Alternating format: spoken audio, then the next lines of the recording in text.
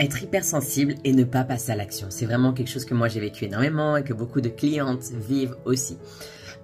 Déjà quand on est hypersensible, c'est vrai qu'on a tendance à vraiment être souvent dans nos pensées, à rejouer des scénarios, imaginer le futur, réfléchir à plein de choses et délaisser le quotidien en considérant qu'il y a des choses qui sont moins importantes, moins prioritaires et donc on les laisse de côté. Le problème c'est que ça s'accumule. Et c'est aussi qu'on peut vite partir dans une fuite du quotidien, d'en chercher beaucoup de sens ailleurs que dans notre quotidien. Donc la première chose, c'est pouvoir aussi se rappeler pourquoi je vis, pourquoi je suis sur Terre et qu'est-ce que je suis venu faire concrètement dans le quotidien aussi. Et s'il y a des choses qu'on doit faire, vraiment se rappeler le pourquoi, définir vraiment pourquoi c'est important, la priorité. Parce que si on n'a pas ce pourquoi, c'est clair qu'on ne va pas passer à l'action, clairement. Donc c'est vraiment se définir, se rappeler à chaque fois pourquoi.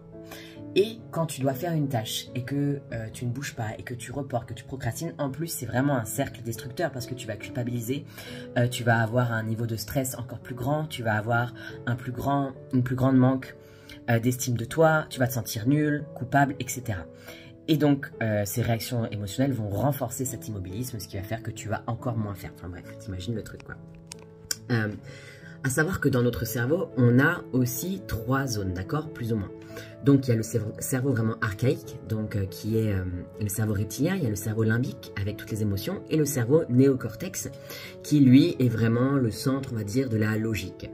À savoir que c'est le cerveau limbique avec les émotions qui a vraiment le plus d'impact sur le cerveau logique que l'inverse, que le cerveau logique sur les émotions.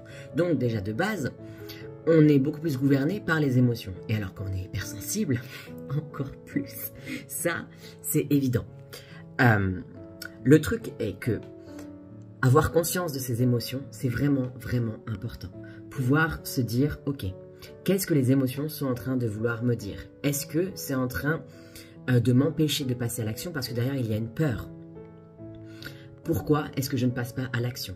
Est-ce que vraiment la chose que je veux faire est la plus importante pour moi?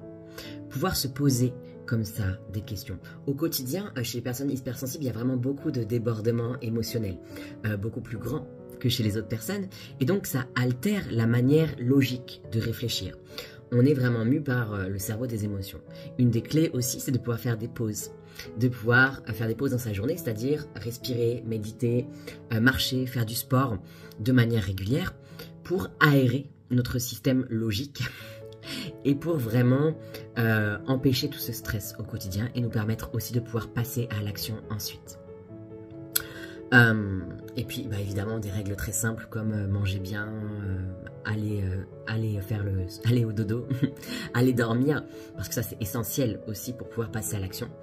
Et puis enfin, il y a aussi vraiment comprendre pourquoi est-ce que je passe pas à l'action à un niveau encore plus profond.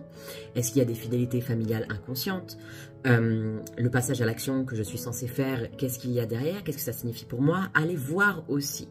Qu'est-ce que veulent nous dire nos émotions? On peut vraiment voir ça en posant des questions dans le corps, par exemple, d'accord, et en allant voir aussi toutes les charges qu'on porte de nos lignées, en allant reprogrammer aussi notre inconscient. Voilà, il y a plein de choses.